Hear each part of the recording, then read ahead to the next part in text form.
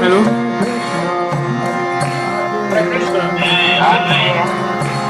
Also.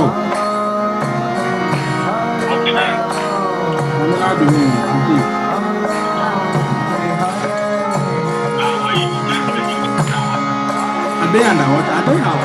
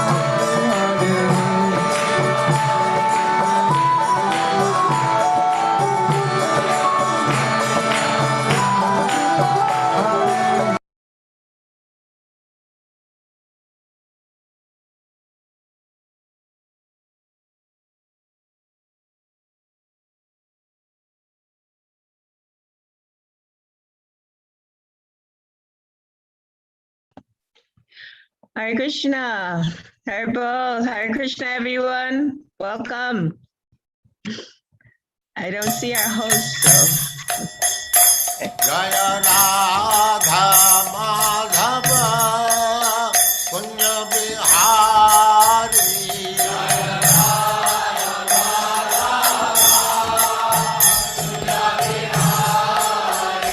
Jaya Radha Madhava Punya Bihari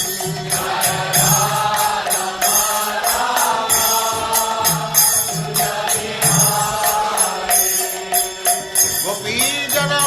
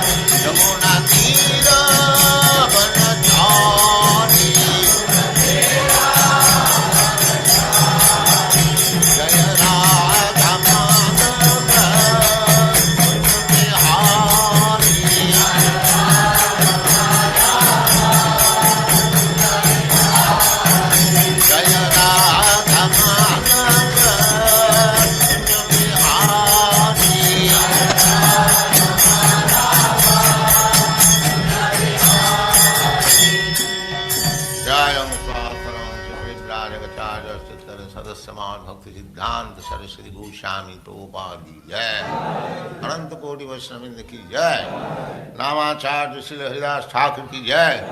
प्रेम से कहो श्री कृष्ण चैतन्य प्रभु नित्यानंद श्री अद्वैत गदाधर शिवास आदि गौर भक्तवृंद की जय।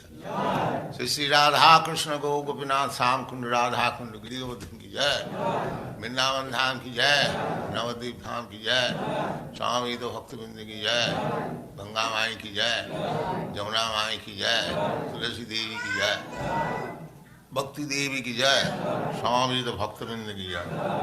All glories to the assembled Lord. All glories to the assembled Lord. Thank you very much.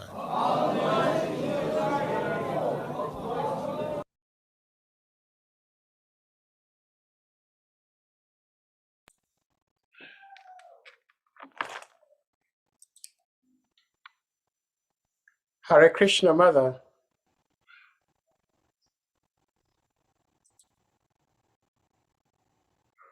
Hare Krishna. Yeah, okay, I'm unmuted. Okay, Hare Krishna. You're welcome. Please accept my humble obeisances. All glories to Shri Prabhupada, glories to Gurudev. Okay, thank you for showing up.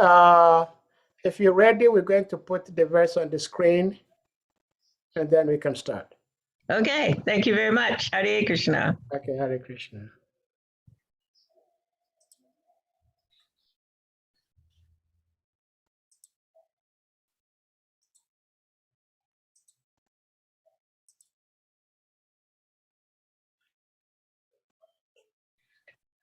Hare Krishna, their devotees. Thank you very much for being here. I'm very honored, very grateful to be on the African platform. Hare Krishna. So we're reading today from Srimad Bhagavatam, Canto 1, Chapter 10, Text 30. Om Namo Bhagavate Vasudevaya. Om Namo Bhagavate Vasudevaya. Om Namo Bhagavate Vasudevaya. Text 30. Eta param stritvam apastape shalam nirasta socham bata sadhu kurvate yasham grihat pushkara lochana patir najatva apati aritibhir hridish vishan. Srila Prabhupada's word for word translation. Eta, all these women, param, highest, stritvam, womanhood, apastape shalam, without individuality, nirasta, without, socham, purity,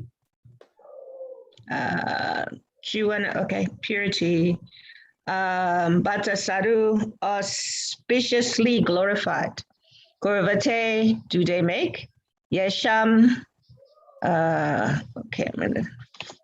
from whose, grihat, homes, pushkara, lochanaha, the lotus-eyed, patihi, husband, najatu, never at any time, apaiti, goes away, aritibhi, by presentation, ridi, in the heart, shrishan, endeared. Srila Prabhupada's translation and his purport. Translation. All these women auspiciously glorified their lives despite their being without individuality and without purity.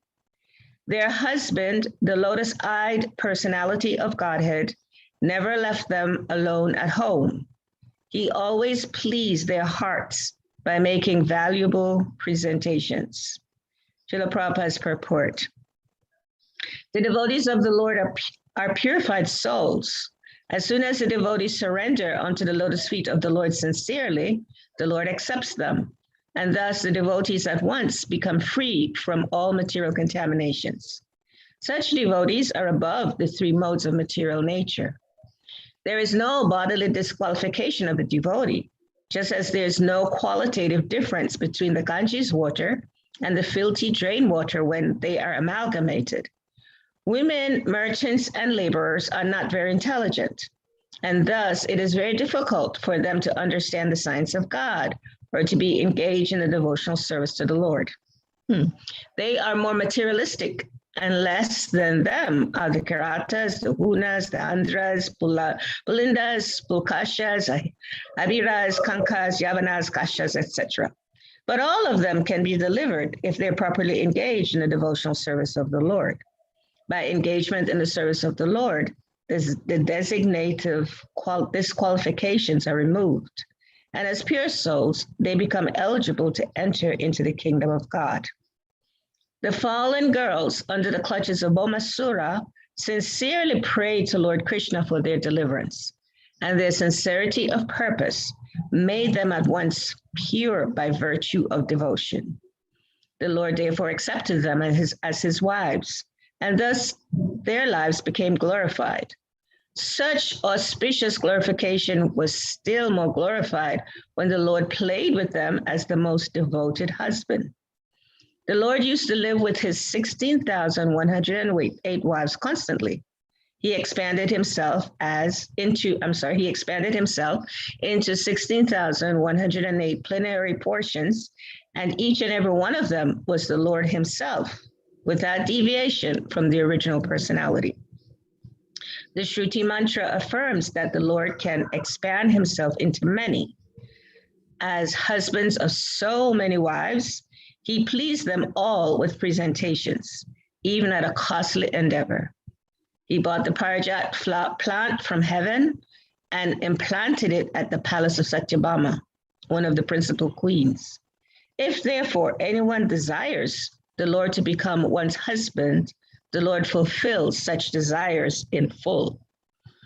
Om Gana Timirandasya Gana Gana Shalakaya Chakshuram Militamyena Tasmai Shri Guruve Namaha Shri Chaitanya Manobishtam Sapitam Yena Bhutale Swayam Rupa Kadamayam Dadati Swa Padantikam Vandeham Shri Guru Shita Barakaman Shri Guru Vaishnavamscha Shri Rupam Sagrajatam Sahagana Raghunatam Vitam Tam Sajivam Sadvaitam Sarabhutam Parijana Sahitam Krishna Chaitanya Devam Shri Radha Krishna Paran Sahalalita Shri Vishakam Vitamscha Hey Krishna Karuna Sindhu Dinabandhu Chakapate Gopesha Gopika Kanta Radha Kanta Namastute Tapta Kanchana Gaurangi Radhe Vrindavaneshwari Vishabhanu Satadevi Pranamami Hari Priye Panchakalpatarubhyascha Kripa Sindhubhya Evacha Patitanam Pavanebhyo Vaishnavebhyo Namo Namaha Jai Shri Krishna Chaitanya Prabhu Nityananda Shri Advaita Gadadhar Shivasadi Shri Gaura Bhakta Vrinda Hare Krishna Krishna Krishna Hare Hare Hare Rama, Rama Rama, Hare Hare. So the verse again is, all these women auspiciously glorified their lives, despite their being without individuality and without purity. Their husband, the lotus-eyed personality of God, had never left them alone at home. He always pleased their hearts by making valuable presentations. So, thank you. This verse, it has so many beautiful points. So many beautiful takeaways Srila Prabhupada has given to us. And actually, so many of what he's sharing in this verse, kind of sometimes it seems like he's saying one thing, then he's saying something else in the verse. And that's the beauty of how Srila Prabhupada arranges these purports for us to really think and to try to enter into the mood that he's presenting these different themes. So there's a few themes. One, Prabhupada starts out in this purport in the translation by saying that these women auspiciously glorified their lives despite the fact that they didn't have it without individuality and without purity. And so how do we understand this without individuality and without purity? Because we know from our philosophy that we all have individuality, and even in the spiritual world, we're individuals. You know, we have our individual relationship with Krishna. So, and of course, we're all pure by nature because we're spiritual beings. We're parts and parcels of the Supreme Lord, and we're spirit souls. So how is it that Srila Prabhupada is referring to this fact that they didn't have individuality, neither did they have purity? Well, it's important to understand the story. And again, back to the themes of Srila Prabhupada. So in this particular pastime, we know that these women, they were wives of kings in the heavenly planets, and we know that this demon Bonasura, that he actually went and stole. He took these women. Sorry, I'm putting up my volume. He went and he stole these women from all of these kings. And it became such a problem in the heavenly planets that even Indra himself, Lord Indra, he went to Krishna. He went to beg, to please help, because this demon Bonasura was creating havoc, and he had all these women like locked up in a prison, and so these women, they were although they were locked up, and they were praying like anything, for the Lord. So this individuality in this case, in this purport, in this translation, is referring to the fact that these women, they had no individuality in that they were taken away from their husbands and they were put in prison. So there was nothing that they really could do. And they had no purity because they were wives. They were actually touched by their husbands. And so if we remember this pastime, in the 9th canto, actually I was sharing some things on that 9th canto yesterday at the Bhakti Center. And I was reflecting on how the personality that was being highlighted in this particular verse was this woman, this woman. Her name was Devayani, I think, Devayani, and she. She was cursed. She was cursed by her maidservant, Shamista, her friend. And so her friend had threw her into a well. And so in that well, this king happened to be passing by that well, and he somehow went there to drink some water, and this lady was in there, Devayani. And so he went to pull her out of the well. And just the fact that he pulled her out of the well, his hand touched her hand. And so according to Vedic culture in ancient times, when you touch the hand of a woman, you're automatically married to them. Can you imagine that in modernity? in these times, if you touch the hand of a woman, I don't know, guys, you probably all be, I don't know what would happen to all of you. You'd be married to, I don't know how many women. But in any case, this was a thing. He touched her hand to do a service, to pull her out of the well. And then she was like, you got to marry me. You got to marry me, because this is culture. This is what you do, when you touch a woman. So in this case, with this pastime, the same thing is there, that these women were already touched by their husbands, so therefore they weren't considered pure, because purity in terms of male-female relationships means being touched, only by your husband. And because Bomasura had taken them away, he had them in his prison. Now, Prabhupada doesn't say how much Bomasura was enjoying them. However, we have some kind of understanding that he didn't just steal them just to steal them. He stole them so he could enjoy them. So in that sense, they were considered not pure. And then in the translation, it goes on to, Prabhupada goes on to explain that, so their husband, now we know that this, Prabhupada will explain this in the purport, that their husband, who is our Lord Krishna, our beloved Lord, the Supreme Personality of Godhead, he himself went with his wife Satyabhama to really relieve these women of this burden that they were having of being in this prison with locked up by this Bomasura. And so now Prabhupada shifts, right? He tells us, oh, okay, these women, they didn't have any, they were kind of not protected. They were not protected because they were really being taken advantage of by this demon, Bonasura. So Krishna himself went to get these women. And Prabhupada then said that he took them, he took them to his home. He never left them alone. He gave them full protection. And not only did he give them protection of just taking care of their bodies, bringing them to his palace and just taking care of them, he gave them protection by also, Prabhupada says, making valuable presentations to them. And then Prabhupada will talk about that in the verse. He will explain some of at least he explains one presentation that was made. Now, in the purport, one of the first points that Prabhupada made, that's important, one of the first themes, is that the devotees of the Lord are purified souls. He says the devotees are purified souls. So now, even though these ladies, he talks about these ladies and he talks about no individuality, no purity, but then in the purport, he starts out by saying devotees. So he's bringing us to this understanding about who is a devotee, what is a devotee, and how important is it to be a devotee? Because we can understand that these ladies, although they were very, great ladies and very glorified, they were not at this point when Bomasura got them, they were not devotees. They were devotees in the sense that they were praying for Krishna. They prayed for Krishna, so they understood.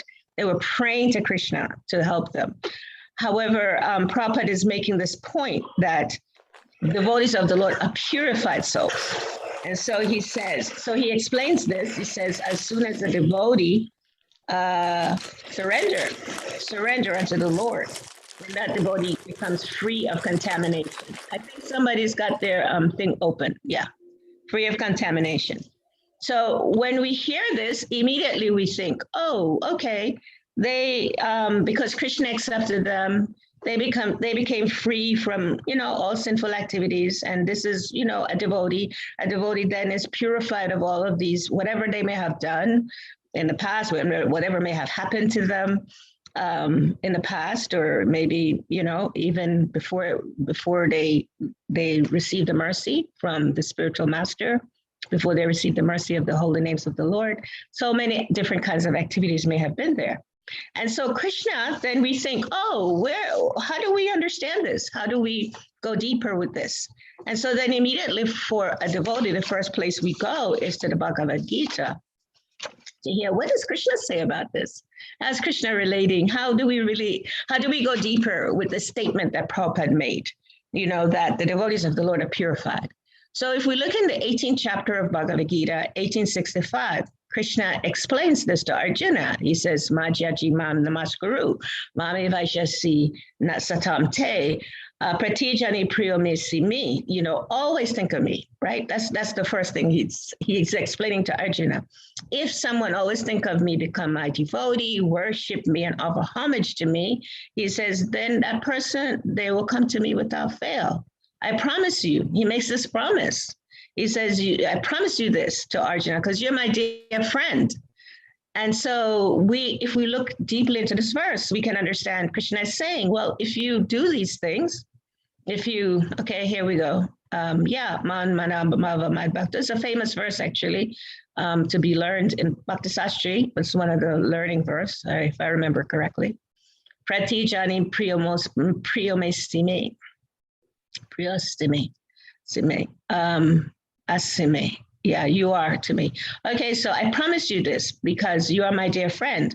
And now when we look into this translation, we want to understand, okay, what does that really mean when Krishna says this? Okay, yeah, he's saying, think of me, become my devotee. What is it, worship me, offer your homage unto me. Then I will definitely give you all protection. So these ladies, they were thinking of Krishna. They were praying to Krishna. We learned that from the past time. And then Prabhupada explains more in that purport. He says, always think of Krishna and act for Krishna. Everything that we do must be done in a way that we're thinking of Krishna, whatever activities are. And he explains it even deeper. He says, act in a way that all of our daily activities are in connection with Krishna. Now, this is really sweet. It's a nice way of how Srila Prabhupada breaks this down, because sometimes devotees get a little bit, people that are wanting to become devotees, they're like, how do I think of Krishna 24 hours a day? It's not possible. I have to work. I have to do this. I have to do that, right? And so then here, Krishna says, in your daily activities, in our daily activities, try, he says, act in a way, behave in a way that in all of our daily activities, there's some connection with Krishna. So even if we're working, even if we're doing the most, tedious job, the most suja job, whatever it might be, if we think of Krishna as we're doing these jobs, then Krishna promises, I promise you, you will come to me without fail. You will come to me. Now, he says this to Arjuna as a friend, but however we understand, we can all become friends of Krishna, because we know that there's different rases, different relationships we can have with the Lord. And one of them is to be a friend of the Lord. So this is possible for everyone. And then Krishna, he explains some more in Srila Prabhupada. He helps us to understand the statement of Krishna even more. He says, devotees must concentrate their minds on the original form of Krishna, because that's what we're going to learn in this purport, that, Krishna, he expands himself and he has many different forms. And we understand that even more clearly if we read this Chaitanya Charitamrita. Sahadev and myself and a few others were studying the CC, and the first part of the CC, the first Lila, in the first few chapters up until chapter 6, I believe. We're now studying chapter 5. Well, we give classes on CC. And we learn in the very beginning of the CC, is especially chapters 1 through 3, all that's being spoken about so much is the expansions of Krishna. Even in chapter 5, there's all these expansions of how Krishna expands the Lord Balaram, and so many expansions. So we can understand Krishna has all these different forms and all these different ways that he can be accepted and worshipped. And so Prabhupada clarifies for us. He says, okay, you want to be one of those that's accepted by the Lord. You want to be one of those that will come to him without fail. He says, concentrate on the form that was present before Arjuna. That's the recommendation for those of us that are aspiring as to become devotees. We're aspiring to become devotees. And so Krishna says, concentrate on that form that was revealed to Arjuna. And that's Krishna's personal form. That's his two-handed form. That's the Lord in person, where we will be able to see the Lord. Then he goes on to explain that we will see the Lord face to face. So this was what happened with these ladies. They had this opportunity because they were praying to see the Lord face to face. And then Prabhupada goes on to explain in this text that that a person that is able to fix their minds on Krishna in this way, that they are relieved, they have surpassed the modes of material nature. They're not affected by the 3 modes of material nature. And so we know the 3 modes of material nature is inundating this, this planet that we live in. especially now more than ever, and most especially the modes of ignorance and passion, so predominant in the world today. And, again, also, there are many people that are aspiring for the modes of goodness. However, Prabhupada says, and Krishna says, if we aspire in the way that he spoke this verse, 1865, then we will go beyond the modes of material nature. And he says, Krishna arranges this for everyone's life.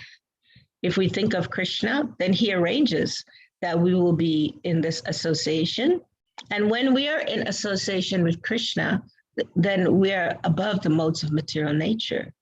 And that's explained in the 14th chapter of Bhagavad Gita, the 3 modes of material nature. There's many verses that explains, the elevations through the modes.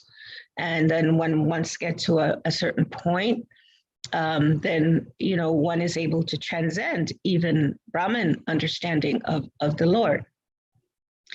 So this is important for us in terms of us understanding just how Krishna makes these promises, to us as devotees. And as we aspire, as we serve the spiritual master, we get more and more realizations about how we can, endeavor to think of Krishna 24 hours a day in anything that we do. And another wonderful point that Prabhupada made. So that point was about that devotees are purified souls, and the reason how they're purified souls. Then now Prabhupada is talking about there's no bodily disqualification of a devotee. So here we get into another interesting point that he's going to make. There's no bodily disqualification. And he gives this analogy, is just like there's no qualitatively difference between Ganges water and the filtered drain water when they are amalgamated. Now, this is explained, I believe it's in the Nectar of Instruction about or maybe it's the Sri Upanishad, I'm not sure. One of you guys can remind me, or is it the Nectar, is it Upanishad or Nectar of Instruction that explains that, a person, if they think of the Ganges as being dirty, if they think of the Ganges water as being dirty, then actually they're not really properly situated, because the Ganges water never gets dirty, even when it appears to be. Sometimes you can see even dead bodies floating on the Ganges, right? But we are encouraged in the scriptures to never see the Ganges as being contaminated. So here, Srila Prabhupada gives us this example that there's no bodily disqualification of a devotee. There's no bodily disqualification, just like the Ganges can never get dirty. So what is it then that keeps us sometimes thinking or dealing with each other on the bodily platform? So what is that? Clearly, Prabhupada says there's no bodily disqualification. So then if we look again into Bhagavad Gita, if we just go back to Bhagavad Gita and, go to the 2nd chapter where Krishna teaches us about the soul, he teaches Arjuna about the soul. And we understand that there is a difference between the body and the soul. And this is basic, just basic Bhakti 101. Then we can understand that, yes, we are parts and parcel of the Lord. We are pure. We're not affected in any way. This body, earth, water, fire, ether, air, intelligence, mind, intelligence, false ego, that's not who we are. We know this theoretically. However, because we are in this process of bhakti, we may not have that full realization. So this part of this verse is a part for our meditation. There's no bodily disqualification of a devotee. This is something to, like post get a Post-it and write it and post it somewhere and meditate on it every day. There's no bodily designation, just to make it like a mantra, because the more we can really understand this, then the more we connect with who we really are, with our soul. And I recently had the loss of my mom.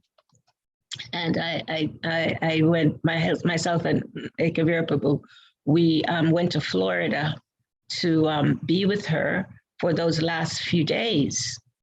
And it was very interesting for me because I was told that she was going to die prior to me getting there. And so, you know, we got an emergency flight and we just went because we knew that we wanted to be there for those, you know, for to be with her, to at least give her the rights of a Vaishnava, of a devotee. And so by arrangement, Krishna arranged that my Guru Maharaj, my revered spiritual master, and Krishna arranged that I would be able to get there in time to do all the rites, to do everything, you know, give her everything. She got Tulsi water, Lord Jagannath came, she got garland, she got, you know, I was praying, Prabhupada was in the room chanting, I was chanting, I was praying. I got to be with her a lot by myself. So I got to do everything for her. And something that I could understand, just being in that presence when she was not able to speak anymore, and just observing her, she could still hear. However, I got very deep on realizations. She's not that body. She's just moving out that body.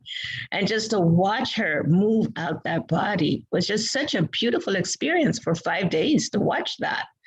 So bhakti is very practical, extremely practical. So when we think of bodily designations, you know, we often think gender, we think, you know, how we look, whatever.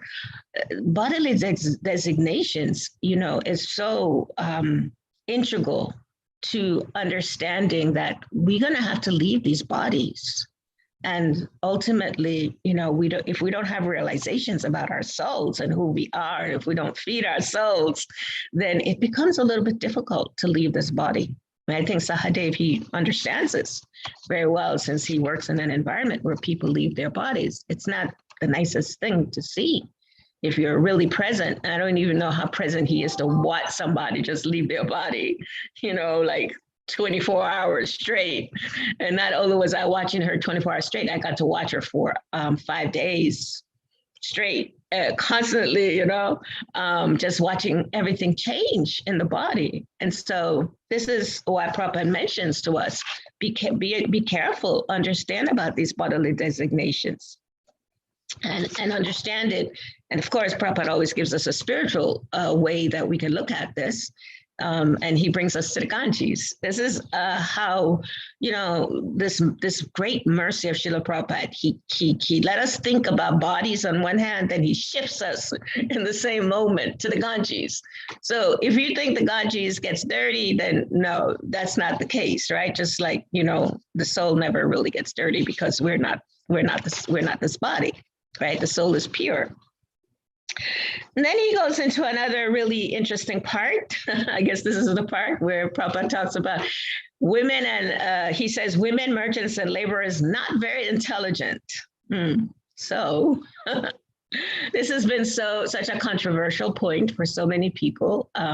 Usually when people come new to devotional life, they get a little stunted by hearing this comment that women, merchants, especially women, you know, sometimes people don't understand merchants and laborers that much. However, when definitely, you know, people come to Krishna consciousness, they hear women are less intelligent. Somehow their intelligence becomes affected by that. And Prabhupada nicely explains, you know, he goes on to talk about, he says something even a little more controversial. He says women that one of the reasons why he's explaining women, merchants, and laborers in this verse. Some verses he just says women, but in this verse he's added merchants, which would be like the Vaishyas, and the laborers, which are the Sudras. So he's including men in this one. They're not very intelligent. It's not just women in this verse. And it's very interesting because, like I said, at times Prabhupada just says women, However, if we ever want to refute that what Prabhupada said about women, then we just have to pull up this verse and say, well, here, he's talking about merchants and laborers also. And merchants and laborers, especially merchants, before Kali got advanced so much, they were usually men. So, okay, so he says they're not intelligent. So then he says in the second canto of Bhagavatam, he says, that there's these people that are even less intelligent. And then he goes on to talk about them, the Kiratas, the Hunas, the Hanjas, whatever. He gives all of these different races of people that are not, that are less intelligent than women and merchants, laborers, which is quite interesting because I'm guessing some of these people also fit the category of merchants and laborers in these different races. And so what's interesting too is that when we study Bhagavatam, Prabhupada will relate Kiratas. We have heard that Kiratas are, they say, and there is a part in Bhagavatam where it refers to Africans. There's actually the conversations, Prabhupada refers this to Africans. However, in the purport of the second canto, Srila Prabhupada refers to Kiratas as Aboriginal tribes of India, and he even refers to in modern days that they're like in Bihar and Nagpur. So this is the old province named Kirata. So as I said, Prabhupada gives different, he says things in different ways at different times. And then these people, Huna, they are from East Germany, part of Russia. So, when you think of races of people, and we read the second canto, we understand that he's relating to a whole bunch of different people in a whole bunch of different places as being less intelligent than women, merchants, and laborers. And so, but Prabhupada, again, we go back to Bhagavad Gita and we hear about this, we read this verse where Prabhupada says that in I believe it's in 932. Can you pull that up, Prabhu, if you can? Bhagavad Gita 932. I know that, I can't remember. I know that verse says something that is important about women. And so some of you know that verse. 932. It says, okay, yeah, there it is. Those who think of me and who always think of me and engage in exclusive devotion to me. If you engage in those, to them, whose minds are always absorbed in me, I provide what they lack and preserve what they possess. So that's a famous verse actually also. So if a person, oh yeah, here we are, Mamhi Prata, yeah, Osana Prita, those who take shelter in me. Oh, okay, then I had the wrong verse. Those who take shelter in me, though they be of lower birth, women, Vaishyas, Shudras, they can also attain the supreme destination. So even though Prabhupada says women are less intelligent because they may be more inclined materialistically, he also, Krishna tells Arjuna that if someone in a woman's body takes shelter of him, if someone that's a merchant, a Vaishya, takes shelter of him, if someone that's a Sudra, a worker, takes shelter of him, they can also get to that supreme destination and see Krishna face to face. Now, I want to just kind of a little bit look at this thing about intelligence, because, I just want to demystify this whole theme of intelligence. The tendencies when we think of these verses that Prabhupada says, women are less intelligent. That means women are, more materialistic. That means women are more emotional. That means women are, what else do we hear all the time? Women are, they're not able to understand the sastras. They're not able to understand the scriptures. They're not, anyway, there's so many different, they're not so, more materialistic means that they have more material desires than men, whatever. the whole gender thing. So I want to kind of like just, like I said, I want to demystify this a little bit so that we can understand a little bit about this intelligence. When we talk about material intelligence, even we do understand. Oh, here we go. Wonderful, Saha. So the intelligence, the ability to acquire and apply knowledge and skills. An eminent man of great intelligence. Okay, here we go. They underestimate her intelligence. A person or being with the ability to acquire and apply knowledge. Okay, the collection of information. Yeah, so intellectual capacity, gathering knowledge. Now, we know like knowledge, materially speaking, knowledge comes in many different forms. You know, when we talk about material knowledge and we talk about spiritual knowledge, they're quite different. And so when we start thinking about intelligence, it's really helpful. It's helpful if we can put intelligence in its proper perspective. So I want to give you 9 different types or different types of understanding of intelligence. There is intelligence, and this is related to being in a physical body and being in the material world. There is a type of intelligence that's related to being spatial intelligence. This is like for people that have, they can understand and visualize things kind of like in 3D very easily.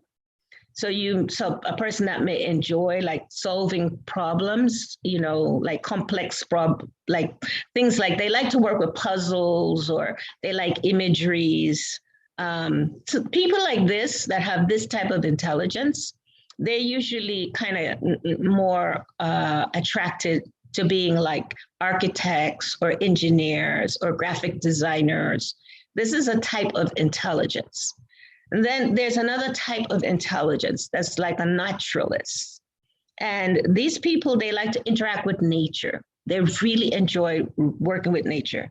They love that they love to see how the natural today, right? These people that are very much engaged in understanding how the natural world works. With these people with naturalist types, they're sensitive to the environment, very sensitive. This is a type of intelligence. And so these modern day naturalists, they become like environmentalists, they become veterinarians, herbalists, you know, like Yashoda Mai Devi, she's a devotee. At the same time, she's very much attracted to herbology, and she studies it, and she does everything possible with it. That's a kind of intelligence, right? When we talk about having intelligence. Then there is this musical intelligence. There are people that are just very developed musically. They have musical abilities. They kind of sensitive to tones and rhythms, and you know they know pitches, and you know they're like their ear is very sensitive. And usually their career path, the things that they choose is to be like musical therapists or recording engineers or voice teachers. This is a certain kind of intelligence. This is all given to us by the Supreme Lord, even though they're related to our, you know, material body. And then there is the logical mathematician, like a person that studies mathematics. They like numbers and complex ideas, and you know they're like skilled workers. They like to work with abstract things. So if you have this kind of intelligence, logical mathematical intelligence, then you can, you know, you'll be more drawn to being an accountant, a computer programmer, or an economist, something like that. And then there's this existential person. I remember when I was in college, one of my professors said to me, "You're an existentialist." I was studying English at that point. I remember it was an English class, and I was like, I wonder how he means this. And then now, as I'm later on in life, as I understood more about existentialism, I understood that people with existential, they enjoy considering like abstract thoughts. They like theories and the meaning of life. And, you know, this is like the mood of a devotee. What is life? What is this life all about? They're curious about life's big question, and they enjoy giving comfort to others. So they usually choose paths that's like psychotherapists, journalists, counselors, which is like the path that practically that I've chosen in my life because I have that type of intelligence, right? So this is a kind of intelligence. And then there is a couple others, which I won't go into. I just wanted to kind of demystify this concept of intelligence because its tendency is we just lump everything in one thing. You are less intelligent because, you know, you are in this type of body. This gender has made you less intelligent. However, even certain genders are kind of, you know, they have intelligence based on their kind of karmic unfoldment, really, their attractions from even from previous life and, you know, their tendencies, whether they may have been more Brahminical or more Kshatriya oriented or more Vaishya oriented, they have certain tendencies. And so those tendencies will show up as far as their intelligence is concerned.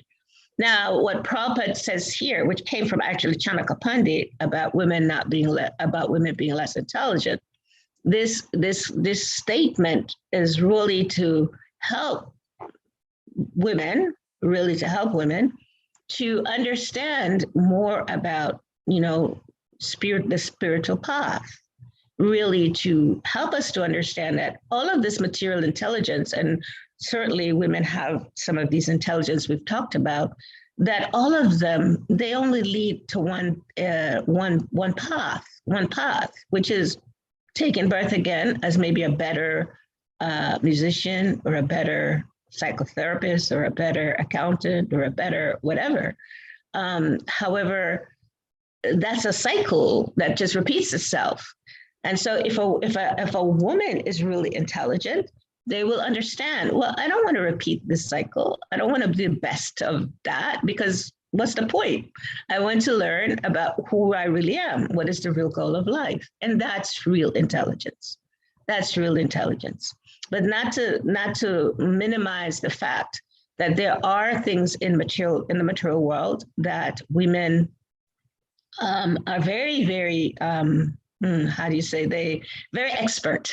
They're very expert, even materially speaking, with their intelligence. It's not that women are just exploiters of the material world. And so that needs, at least I thought for new people that might be on this call, that it's important to understand that. And then the last point is, you know, Krishna accepted these 16,108 women as his wives. And sometimes people get a little confused about that. How could Krishna do that? Well, he was protecting these women.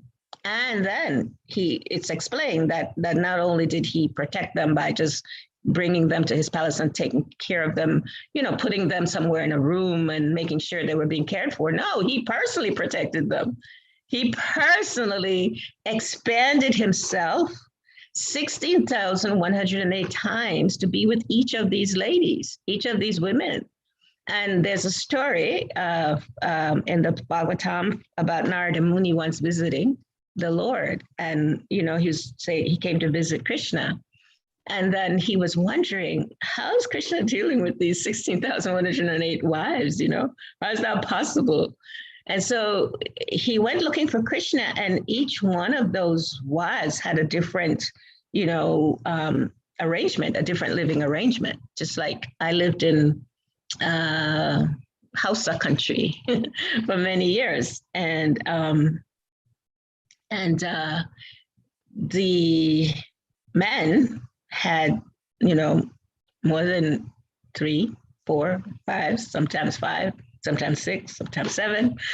And in their compounds, each wife had their own living situation. You know, every wife had their own arrangement.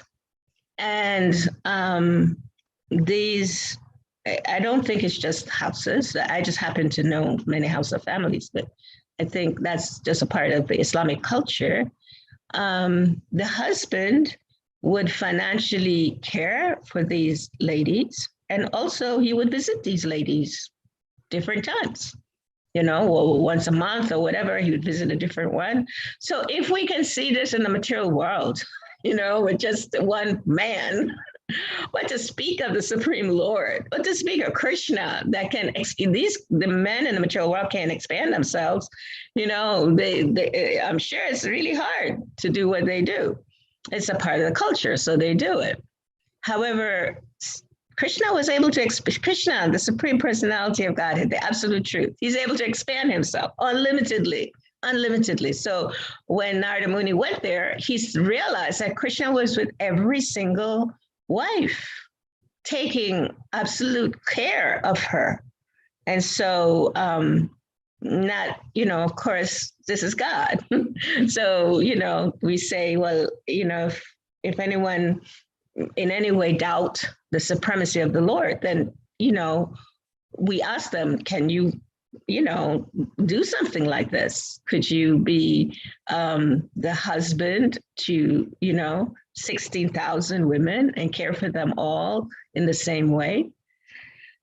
And, so the last point here was that he brought the Parijata plant from heaven and implanted it at the palace of Satyabhama, one of his principal queens. So he had principal ladies, principal queens, and we know Satyabhama, she got a little bit kind of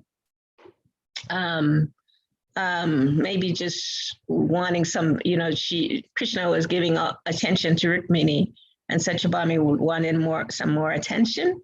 And so Krishna personally went and got her this tree from the heavenly planet. Actually, she just wanted a flower, and he went and brought her the whole tree.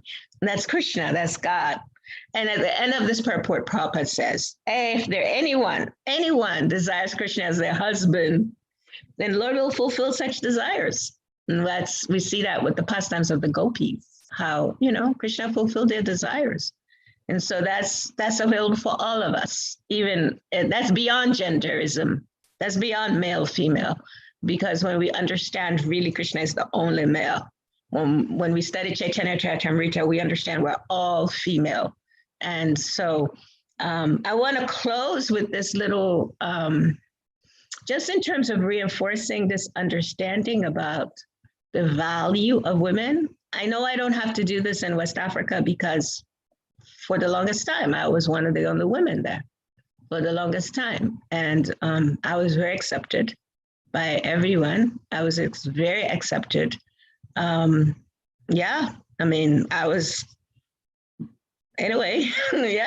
pretty much, raised many of the devotees that came as a mother. And I never thought of genderism when I was in Africa. Never. It wasn't a part of the culture for me that I was exposed to.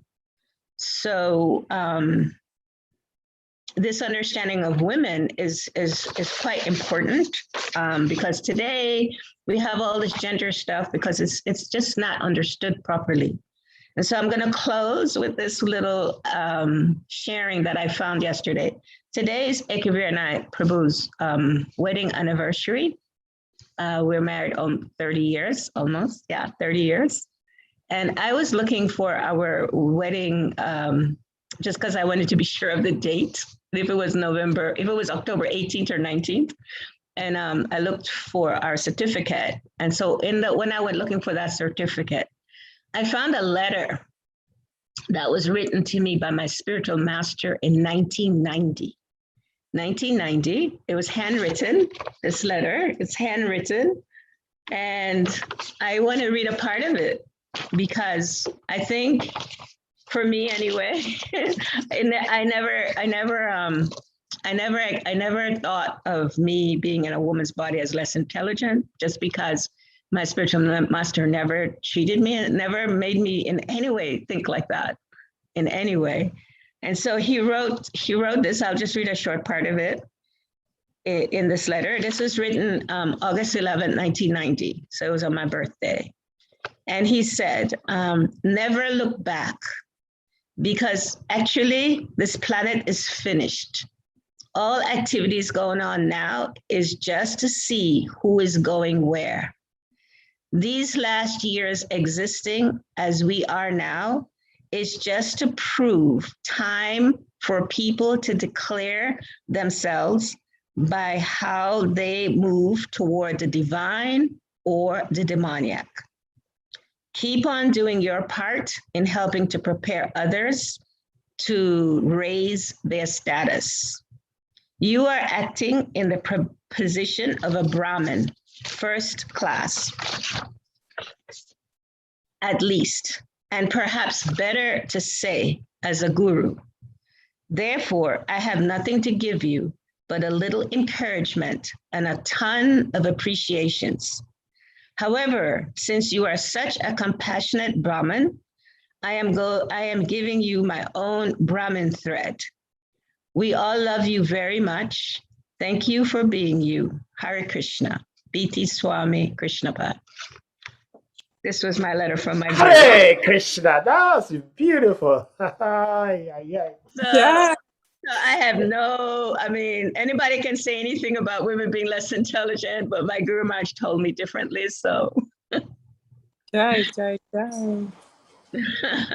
So I am so very grateful, and I am so grateful to all of you. I'm grateful to all of you for, allowing me to come into the country and really learn. I learned so much being in Africa, and West Africa is my heart. And that's where I learned how to be a devotee, actually. That being there gave me foundation. And I continue to try to, please my spiritual master. So thank you guys so very much. Thank you for allowing me to give class on the forum. Hare Krishna, thank you so much. And it's always so beautiful seeing you and hearing from you. And more especially the letter you just read. Very fascinating and very deep. All the way back in 1990. That's amazing. Devotees, the forum is open. Whoever has a question can raise their hands up and then or ask them to unmute. Mother Vraj, well, I say condolences to all of us. We lost one of our dearest God sister 2 days ago. Yes. I've been praying to Krishna to help me forget, because when I remember, it hurts. It hurts too much. The pain is too much. Not so much for the departed soul, but so much for the parents. Yes. How to deal with the separation. So, devotees are very merciful. I'm using this forum to beg all the devotees to pray for this amazing devotee. I'll post the photo after some time, so you see her, and then you shower her with your blessings, as well as the parents. But Radhakund Mataji, you have a question. You may unmute and ask your question. Hare Krishna. Hare Krishna. Hare Krishna, Mother. Hare Krishna. I don't have a question. I just wanted to send my condolences to your mother. We're really sorry to hear about her passing. Yeah, thank you so much. Thank you very much. Yeah, thank you. And as my mom, she's really blessed. As I said, she got the mercy, even though she herself, she was a devotee, she was a Christian devotee. And so, I was able to read for her the Psalms during the time when I was there, because she loved the Psalms and the Bible. Yeah. And even though she couldn't speak, I knew she was very aware that I was reading, and she was hearing the mantra. And so she got a really beautiful send off by the mercy of Guru and Krishna. So thank you. And then what Sahal was saying, just recently, 2 days ago, this young girl, she's about 20 years old. She left her body. Her body had been ill for many years. However, she just, stopped breathing. And she left her body here in Gitanagari. So now we're really facing that loss. And the parents, this was their only child. And so, Sahar was explaining that they probably are feeling such loss, So our heart aches for her because she was such a sweet young girl, very innocent, very pure. However, we are sure, Lord Damodar's make all nice arrangements for her. We're sure.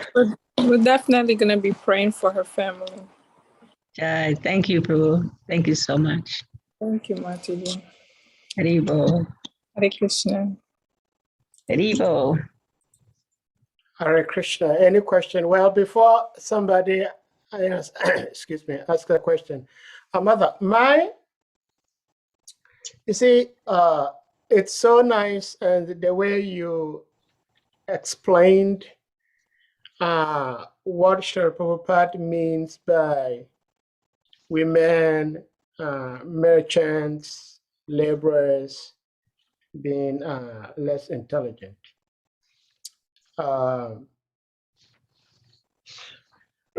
I am not a direct Srila Prabhupada's disciple, but I've heard from so many of direct disciples of Srila Prabhupada, women. They're all women. And they all feel so proud that they are disciples of Srila Prabhupada because they never for once, or even for a flash of moment, felt that Srila Prabhupada was discriminating against them. No, I've heard so many women disciples of Srila Prabhupada speak so highly of how Srila Prabhupada cared for them.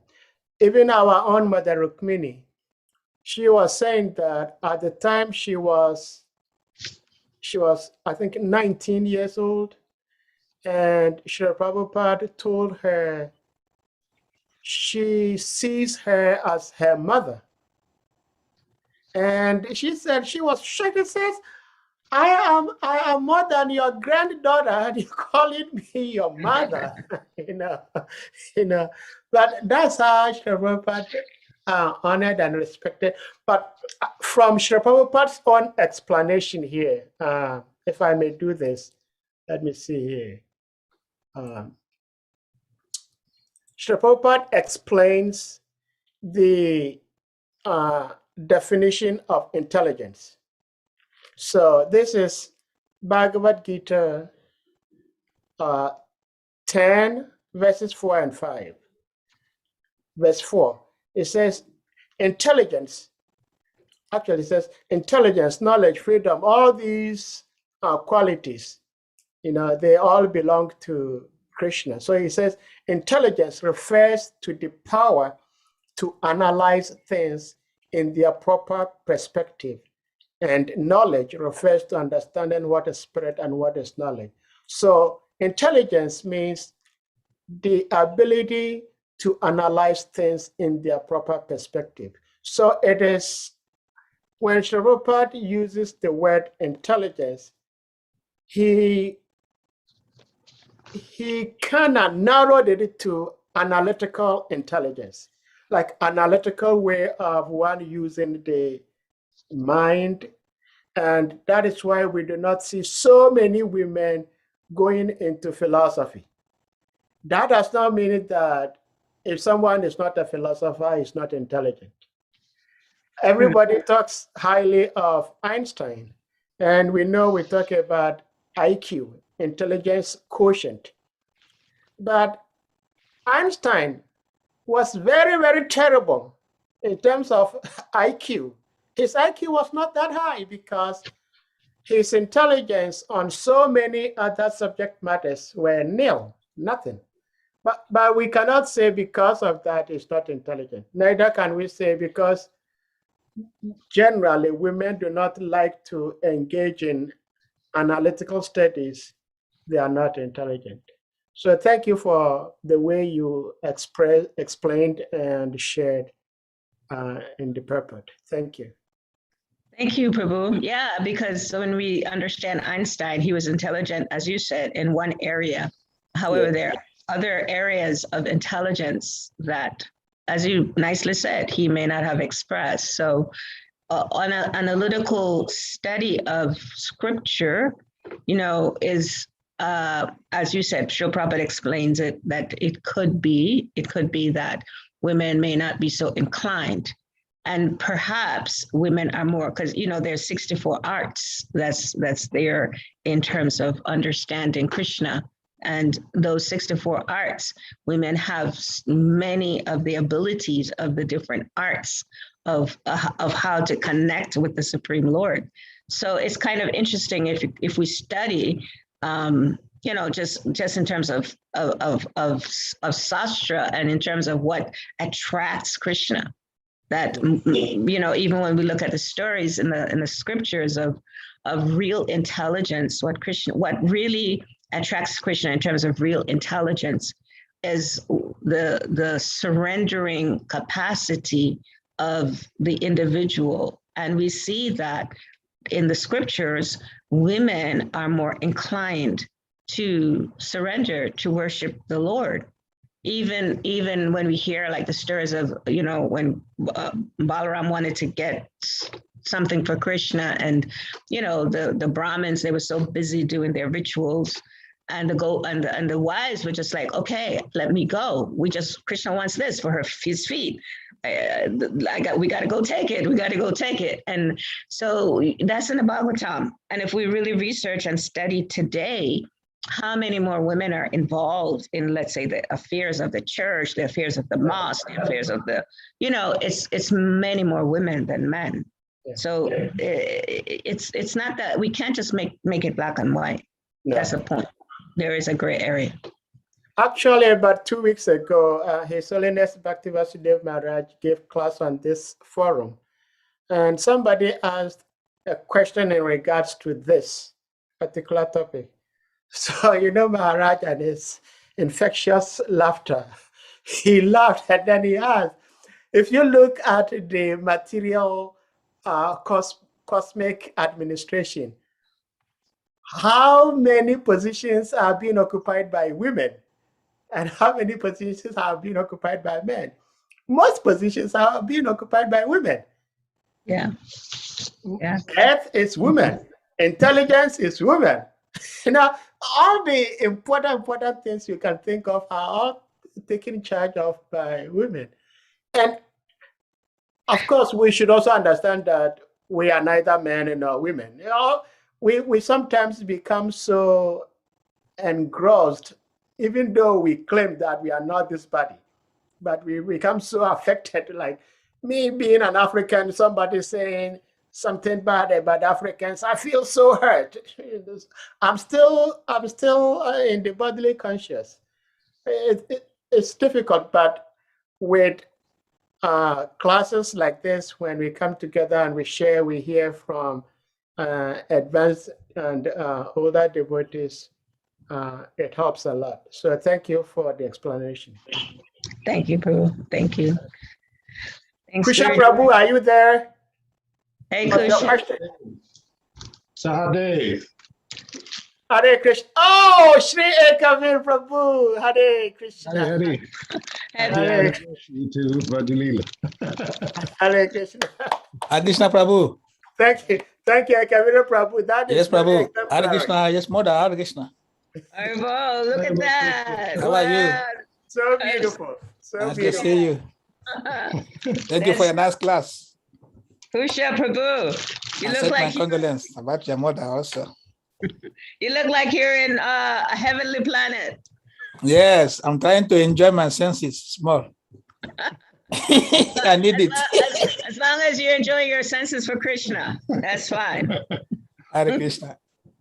Saleka has a question. He's Saleka at the Prabhu, back of the unmute. Garbhodakashayi ocean.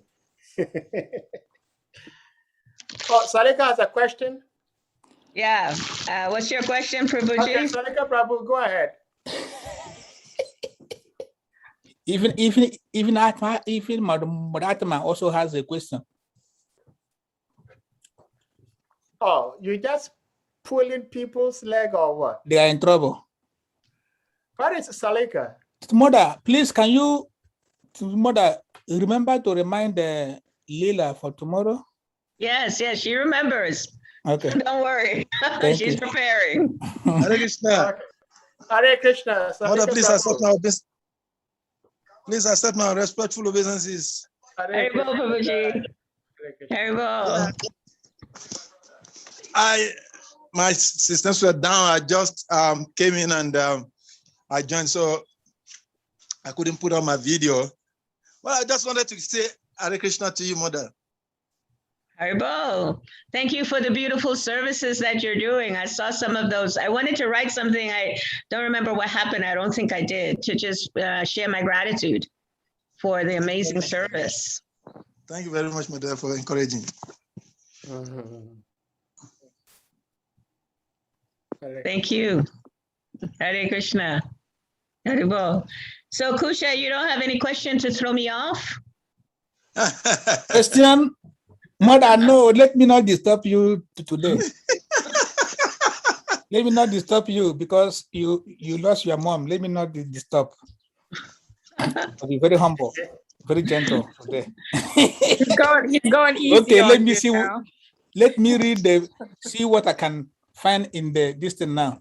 All these women auspiciously glorified their lives despite their being without individuality and without purity. Their husband, the lotus-eyed personality Godhead, never left them alone. Yes, I have a question. He's saying that these women, they were not purified. Yesterday, it says they were low-class women because they were kidnapped and Krishna saved them after the other man has been touching them. Now he said they're not purified, but yet their husband never left them alone at home. At home, oh, he didn't say in temple, he said at home. My question is, in ISKCON, when we get married, the husband goes to preaching, he doesn't go with his wife. That is not the standard Krishna is setting here. Why do we encourage husbands to leave their wives at home and go preaching? That's a beautiful question. I love those questions. I was looking for one. Yeah, I mean, initially, as you know, this is a preaching movement, and Prabhupada was doing the best he could with whomever was there that was available. And as we've grown, we're a part of the Grahastha Vision team, and we don't recommend that at all. We don't recommend that because women and men, they actually are better preachers together than just separate. However, in the beginning, it was, Prabhupada was just trying to set up a movement, and he was just trying to use people as best as he could. And at that, remember, most people were hippies. They didn't even understand being like having husband and wife, right? Remember, I mean, one of our greatest acharyas in our movement, Guru, I remember Prabhupada found him in a colony of nudists, in a nudist colony. That was the background. So the people didn't have much understanding about husband and wife. But however, in 40 years, it's changed. My time, 40 years, 50 years for Prabhupada disciples. It's changed. It's not like that anymore. It's recommended that husband and wives preach together. It has more of an impact on people, on people's hearts. And not only that, not just husband and wife, children also, that's so important. We have a family here, Jagannath Pandit and his wife. His children, their children are as much as preachers as they are. I mean, their daughter organizes all of the preaching that's going on here in Gitanagari. Our CC class, she organized our Sunday class, it's amazing what she does. So yeah, we just need to encourage each other more. And I pray that when you get married, you and your wife will travel all over and teach, because you have so much. Get married. Marry who? They say they're not pure. They are not. Papa says today they are low class, that they are fallen. Today you say they're not purity. So why will I marry? Well, I think if you think first that you're not pure and you're fallen. Me, I'm a pure devotee.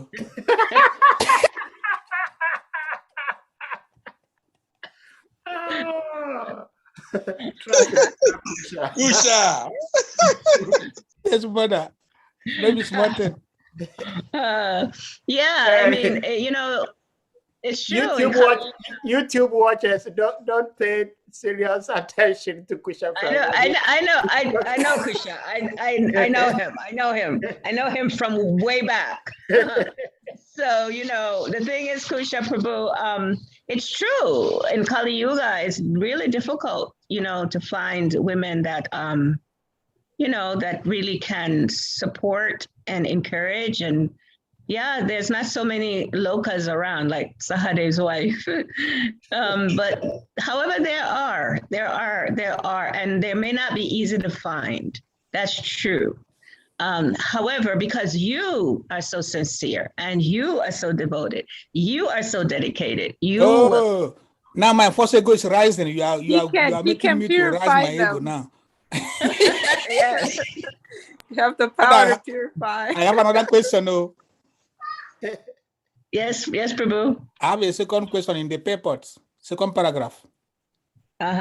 He said, the fallen girls under the clutches of Bamasura sincerely prayed to Lord Krishna for their deliverance, and the sincerity of purpose made them at once pure by virtue of devotion. And yesterday he said, they prayed to Krishna, then Krishna come and save them. So my question here is, I love something that is practical to our situation. Yes. To our situation, yes. The second paragraph. Our situation, we have in ISKCON so many single mothers. Yeah. And matured ladies who are not yet married. They're also praying sincerely to Krishna for a husband. Mm-hmm. The single ones are not getting devoted husband. The single mothers, devotees don't want to marry them because they already have one child or two children. So my question is, how is it that devotees are not seeing these examples of Krishna? And because we lose so many Matajis because they can't find a husband in ISKCON, they left to marry a Kami. So as a Grihastha team, is there any seminar you people teach to encourage ISKCON men that those single mothers are still women, they still need protection from men? It doesn't mean that being a single mother means they became brahmacharinis. And their children also need protection from a father. But men are not looking at their side. So what is the way to solve this problem in the movement? Thank you. Beautiful question again. So it starts with us, it starts with each person. So my question to you, Prabhu, is when are you going to get married? And yeah, and we could use you as an example for taking one of the single women and showing us how, to protect the single women. To reduce the number of the unmarried women. You will at least reduce one. At least one. But one is not enough. It's true. But by you have so much potency, you will empower so many others. Maybe next year I'll get married. Maybe. Okay. I have a wife for you. Oh! I'm in trouble.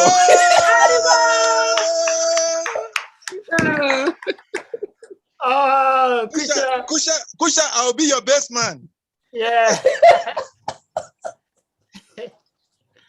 Hare Krishna.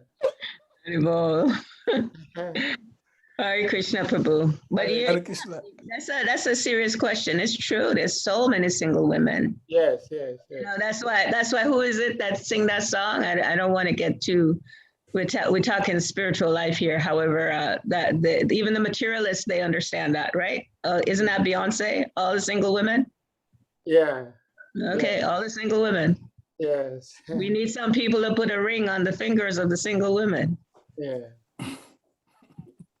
Salika has a question though. Yes. Yes. Kusha Prabhu, in the course of asking his questions, actually raised some questions which are very thoughtful. I just wrote an article for a newspaper on a case of a lady who felt unsatisfied by her husband. And of course, that particular article was centered around the husband not being able to fulfill her sexual desire, talk less of being able to deliver a baby. But my question is not really about this inability for sex life, but we've seen in this age, it's almost impossible, not just in the general world, but even within the devotee community, that it's almost impossible to make to give satisfaction. And the scriptures recommend that one of the primary duty of the husband is to make the wife satisfied. And while Krista was asking that question, I was just reflecting. Most of our ladies become single mothers or divorced or separated because they feel their husbands are not fulfilling their needs. And when we look at it critically, most of these husbands also are devotees who are themselves not able to meet up their own personal needs, talk less of being able to take care of the family. And this is a general situation of Kali Yuga, both materially and spiritually. What advice will you give, and as an expert in this regard, to both sex? What should be done?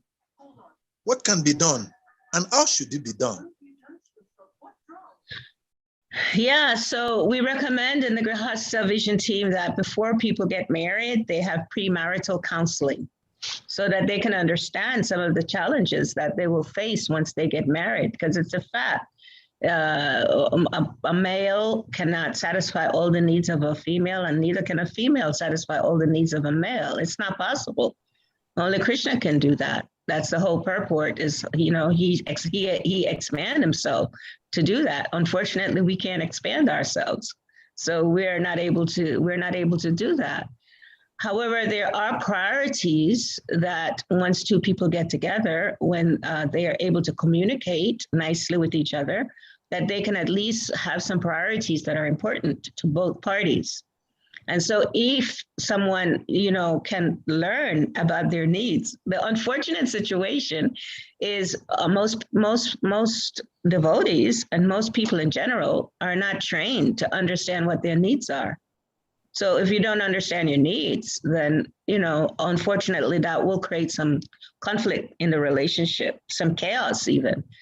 So we recommend premarital counseling. We have 100 questions that we ask both the male and the female before they even get married. So at least they can think, oh, wow, he values money and I don't, right? So now, or she values money and he doesn't. He wants to be a Brahmin and, I need a Vaishya, I need somebody that can make money. Those things need to be understood beforehand. Because if you have somebody that's more inclined to studying the scriptures and, that's their focus, and then you have a woman that, she wants nice things, and if he's not aware of her needs and she's not aware of his needs, then there will be problems. So we recommend, and we would love to, come to, even by Zoom, teach premarital counseling courses. We have them. And also to help people, I've said this over and over again, to teach people about their needs. We teach, I teach personally, I teach compassionate communication to help, because it's true. We can't satisfy each other's needs, all of them. There's unlimited universal needs that we have. They're universal. And so just the awareness, just like if you have somebody that's aware that you might need, whatever need might be there for you, just to have that person aware, it's just a big boost for a relationship. So yes, Salika Prabhu, we do need to do this work. Unfortunately, our leaders are not yet, and they're becoming more aware of the value of a holistic approach to Krishna consciousness. Most of our leaders, they think it's all, you get everything from the scriptures. And it's true. It is true. There's, everything we want to understand for becoming a pure devotee. Sometimes in living life, we may not quite understand how to apply some of the things from the scriptures. And so we do our best to bring those things forward. Application in life is important. Very, very important. Yeah. Thank you so much, Mother. Thank you so much. Thank for you, that thank you, answer. thank you, Mother, so much. You said something very touching. Of course, the way, probably the way our movement started, like Gurudev said several times before he left us physically, he kept on emphasizing the fact that the movement started with a kind of an emergency approach to get the message across by Srila Prabhupada. But when Srila Prabhupada was leaving, he emphatically explained that 50% of the work he has done and 50% is left undone. But then Varnashram is supposed to be the next focus, where we create communities, where we create self-sufficiency and all of that. And looking at 21st century, the state of our movement today, not just in West Africa, but globally, one of the greatest challenges is lacking in the area of our community setup. And our Gurudev has done so much in terms of writing in this regard. I don't know. I'm just thinking aloud what we can do to help different communities. Probably maybe we should make this a kind of a project approach. I don't know, but there is like what you mentioned, you teach at different levels. I don't know how we can incorporate this into our system. And it's very difficult getting things through the GBC levels. I've been having some discussions with some devotees in the recent times. And because there are so many topics to be discussed at the GBC meetings, the issues about community building, Varnashram Dam is not given so much of enough time that is required. So, Mother, what can we do to bring this into a kind of a normal routine of our development of temples and projects? Yeah, thank you, Prabhu. Again, I say, I keep saying that individually, we all need to take responsibility in however way we can. Because if we depend on, let's say the GBC who have their plate, I know, very full with so many different things going on in our institution, then yeah, we may not get the attention that we need for the things that are important to us. And so even if we start small, we start baby steps, for example, I see that there is a big request right now on the forum for support, for one of the devotees that is being challenged. And so community development has a foundation that kindness matters. Kindness matters. It's very simple. And so I've been seeing those devotees that are contributing to the help of this devotee, the support of this devotee. And I have not seen that there's so many. I've been watching and seeing surely more people can donate to the care of this person. This person gave quite a lot to the devotees when he was, functioning. That's community development. If everybody from all of the different places, Nigeria, Ghana, Sierra Leone, Ivory Coast, wherever, can come together and even give a small donation, America, to support this devotee, that when he was properly situated in his mental consciousness, his mental mind, he was giving so much. So we don't have to go too far to see how we can do community development. It's something that if we look around us, there are little things that we all can do that we probably maybe just think it's too small. And I'm including myself in that, because as I watched the devotees that have given, I was thinking, wow, I definitely want to give. I want to give. And I need to find out how to do that, and I haven't done it yet. So it also, it inspired me that just to see how devotees are wanting to be kind. Kindness matters, that's a big, huge foundation of community development. Just to be kind. Doesn't have to be huge. Thank you very much, Mother. Your advice is noted. And I think I'll discuss with Kusha after the class more on this, and then see what we can develop, because we're thinking in so many ways how we can actually take up some responsibilities to see how devotees' life can be affected for better development. That's devotee care. I saw that devotee care was introduced in Africa, in West Africa, over a year ago, and devotee care is the beginning of community development. That's what Bhakti Tirtha Maharaj Gurudev, our revered Gurudev, when he came to Gitanagari, there was so many structural things that had to be done, so much. And he put it all aside and he said, you know what? First, let's just focus on devotee relationships. Let's just build our relationships. And up to today, that's what sustains a lot of Gitanagari. Even though Gitanagari has a lot of structure now, there's so many buildings and so many developments and so many things. However, everyone is realizing without the devotee relationships, none of these things matter so much. They matter. However, when you don't have relationships, devotees, supporting each other and being kind to each other and really, supporting the projects because there is loving kindness going around, then that makes such a huge difference. So yeah, that's what Bhakti Tirtha Maharaj did. And we did that for many years. We built relationships and we developed a garden. We developed food. Those were the main things. And of course we had to take care of the cows, but nothing like what's being done now in Gitanagari. Now Gitanagari has all kinds of structure, all kinds of buildings, all kinds of so many different structural changes has happened. However, that foundation of devotee relationship is what ultimately builds everything. So I that's my suggestion is to focus on devotee relationship. There's two things that I say about devotee relationship. If we can stop doing any of these two things, blame others and blame ourselves. If we stop that blaming game, we could do so much.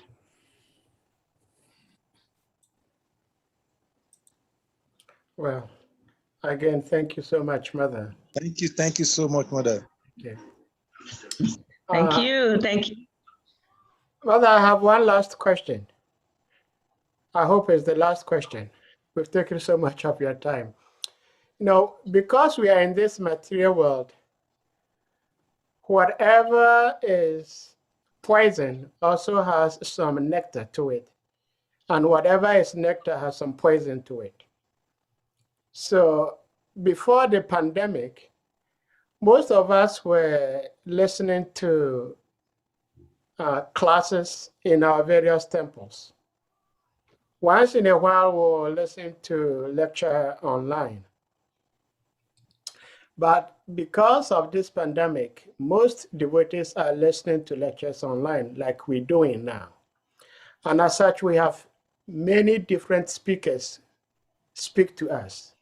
And sometimes because we have different speakers, these different speakers may speak on the same subject matter, but with different approaches, and it could be confusing to the hearers, the listeners of the class.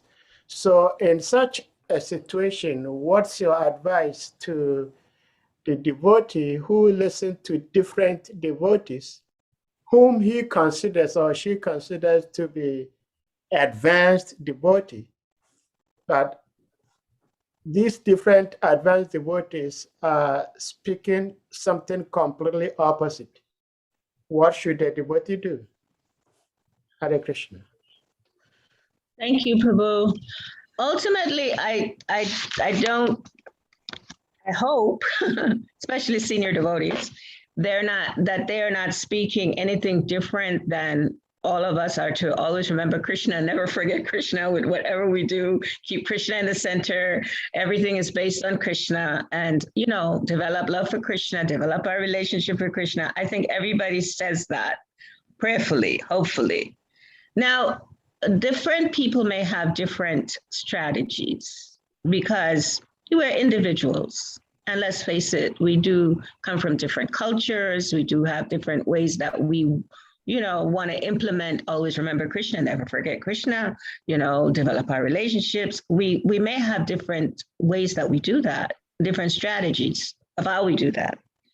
So devotees need to, again, use our intelligence in terms of the strategies that somebody may express in their class. Certainly I know in West Africa, there are certain strategies that has to be used. There's definitely strategies for farming and strategies for education and strategies for how devotees live. So there's definitely strategies that work, better in West Africa in terms of the culture and the people. And you want to kind of, take those more seriously when people speak in terms of understanding the culture and the people. Take those strategies more seriously, because sometimes, devotees, they come and they speak from their own strategies, from their own, their own cultural background, their own whatever, maybe their own environment of where they're preaching and what works for them. For example, what some of the things that work strategically in some countries may not work in West Africa. So you got to really become very alert to those speakers and understand what strategies they're coming with. I don't think the strategies, though, should in any way interfere with the foundation of our philosophy and our teachings, which is ultimately for us to develop love of the absolute truth. I don't think so. Unless I'm mistaken, I don't know. Well, because once I think it was a statement I made that material nature can be manipulated. And one senior devotee said yes.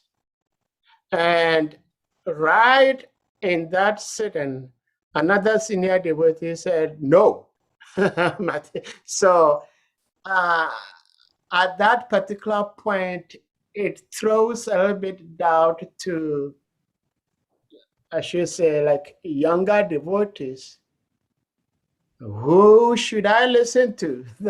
Because I'm always supposed to listen to this person in Krishna consciousness teachings. I'm supposed to listen to this person in Krishna consciousness teachings, but here, and I believe that it is not unusual that devotees may have different opinions on certain subject matters, but at least they should try to explain. If that material moment there are two opposing opinions, they should try to explain so that it does not become like this one is right, that one is wrong, that one is right, this one is wrong. Yeah, that's maturity. That's called maturity, especially when you're more senior. You definitely want to set that example. Yeah. However, if that happens, then we also need to take responsibility for ourselves to know the scriptures and to be able to understand what Prabhupada says, because it's true, people will have their own different perspectives and whatever, But if we, as you are all doing there so nicely, I'm so grateful to see that people, the Bhakti Sastra is set up, and there's so many different educational things that are happening in terms of Sastra in West Africa. So devotees now, they can read for themselves and understand and speak. The challenge, I think, in West Africa sometimes with some devotees, not with you, Sahadev, not with you, Kusha, not with you, Salika, but with some devotees, is they don't own their voices, and everybody has a voice. And even if a senior devotee says something that is not really there in the scriptures, you need to use your voice and say, well, I read Prabhupada said, blah, blah, blah, blah, blah. You know what I mean? I don't want to be offensive. However, I really need to understand this more clearly. Got to speak out. And so that's something I do believe that the West African devotees need to be encouraged more, that you just don't take things that anyone says, just no matter who it might be. You need to take responsibility for knowing yourself Does Prabhupada say that? Or even to say, I need to research that. I need to go and research that before you accept it. Yeah. So that's important. Thank you so much. Yeah, What you I did heard, say, heard me, George. George, if you're on here, I see George is writing a lot of things. there is a question that came from Facebook. What's up? Uh-huh. Okay. So I will share it to be able to read it. You read it by yourself. Can you see? No man wants to marry a liability. No, okay, no woman wants to marry a liability. I'm just rephrasing for you. Yet, most of the working class ladies are still unmarried. Why? Because, you know, there's a statement that says, this statement, women are less intelligent. They're less intelligent when they marry less intelligent men. And a lot of women are afraid to marry less intelligent men. And what does that mean, less intelligent men? They're not taking responsibility. Materially speaking, you know, they want the women oftentimes to be the one working and taking care of them. And I'm just saying, those are some of the reasons, right? So in Krishna consciousness, we understand Krishna ultimately is taking care of both of us, male, female, whatever it might be. You know, we don't have those same guidelines, right? It's different for those that are aspiring to be devotees. We do our best, we work, and we know what Krishna sends, what he sends, and we put that together to raise our families. So it's a whole different mentality. You know, but yeah, women are liabilities because men are also liabilities. There's so many women taking care of men today. You know what I mean? I mean, really, seriously. Now, because everything, the whole gender thing is changing and it's all this big transition, women are taking care of men. Men are not living up to their responsibilities a lot. You know, and so that's why it's important for us to be responsible and teach them. That's the thing. So we can show them how it works, Kusha. That's why you need to stop being fearful of women. Now, wow. Maybe smart, you know. Now, Kusha, you don't bring yourself now. Yeah, don't find trouble. Somebody is waiting for you to be responsible. Oh, who is this person, please? I want to know No, this person. you don't want it to be said in public. See, he's a green one. Mother beg, write me what's up. No. This person. He's a green one. Mother, don't mind him. Maybe maybe the person is from the White House. That would be nice. Yeah, it sounds to me like Kusha, you're a little bit fearful. And that's okay. Nobody wants to get hurt, right? I get it totally. Yeah, it's real. Let's talk about it. Okay, devotees. Any more questions? Thank you so much.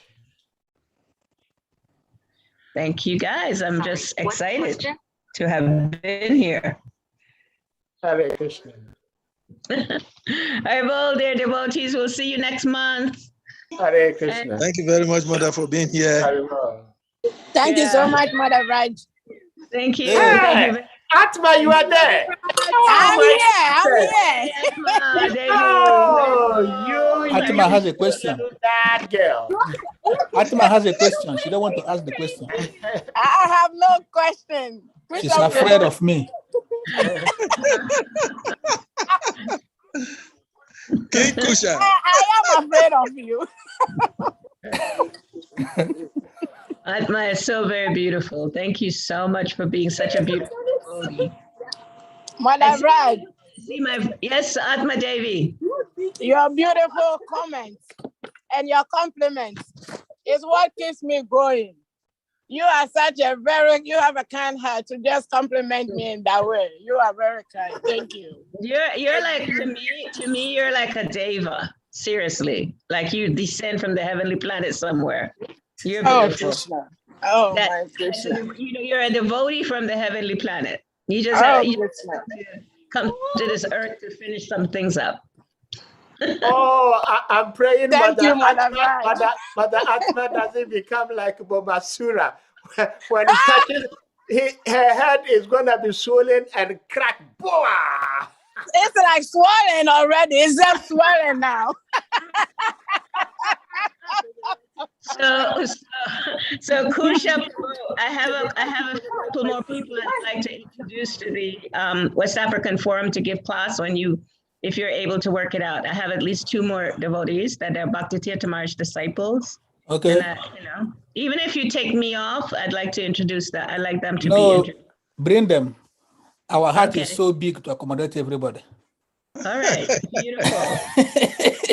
We have space. All right. Thank you. So one Very lady, nice. one girl, and one lady and one man and one woman. Okay. Oh, that's good. That's good. Okay. Some of us Mother Tarini, do you can have pick one of anything them. to say? Mother I'm sorry, Tarini? Saha. Oh, there is one Mataji here, Mother Tarini. She's always quiet listening. She's a very good listener. Yeah, I saw her. Yeah. I just wanted to hear her say something. So I wanna introduce my friend. I think that's her. I don't know if it's Loka. Loka, is that your wife on separate? Saha, Loka, or is that my friend Loka? That's Loka, your daughter. Your daughter, Loka.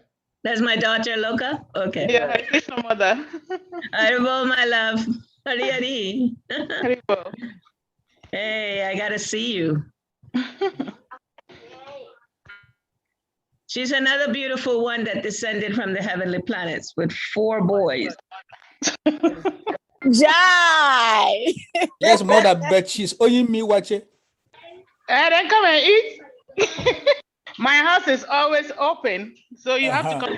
I will be in America next year to eat all the watcher. You always say that. You know, Kusha, I can understand you. Watch out.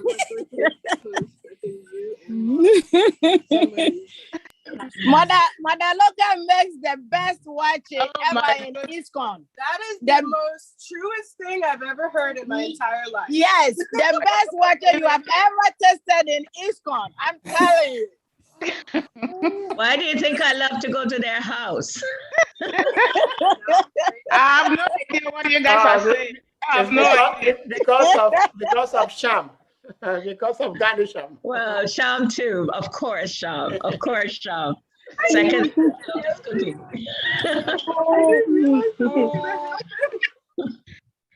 Oh, Krishna. Vraja Tiruni Devi Dasi. Yeah, Mother Vraja. Where are you from, my love? Can you talk to us? On mute. I think she just left. Maybe No, she's here. Vraja Tiruni, where are you from? Okay, she's quiet. She has unmuted herself. She's going to speak. Okay. Yeah.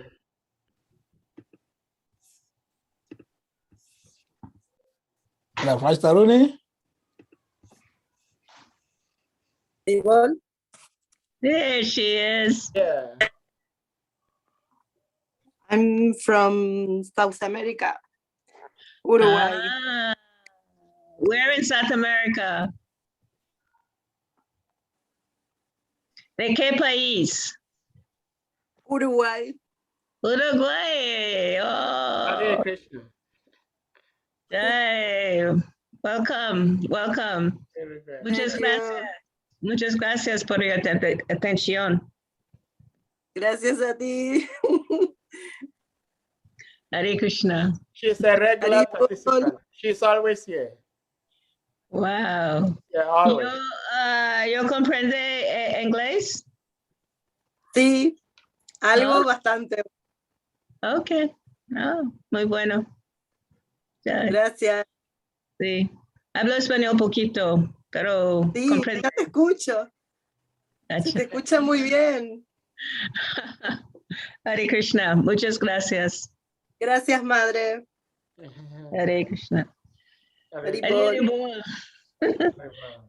Haribol, there's Bhakta George. I was looking for him. He's getting vocal. on the chats. I see. It's writing, giving us nice verses to meditate on.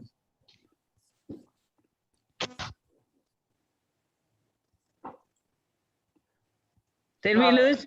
Yeah. Yeah, rather Queen, everybody is feeling much better now. Everybody's okay. Good. I'm very happy to hear. Yeah. I'm happy to hear your family's better. And I was checking in with Dr. George,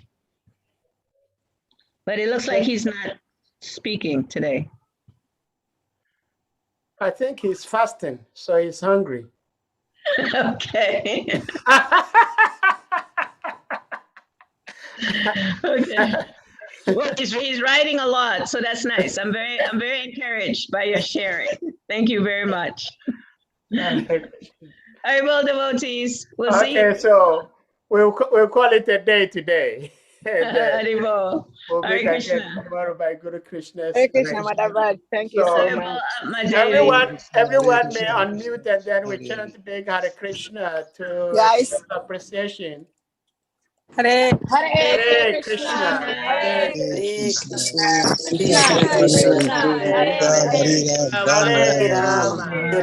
Rama Rama Hare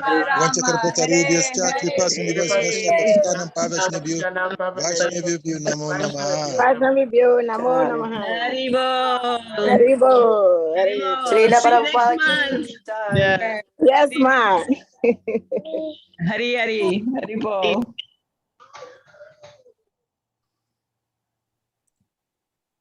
Hare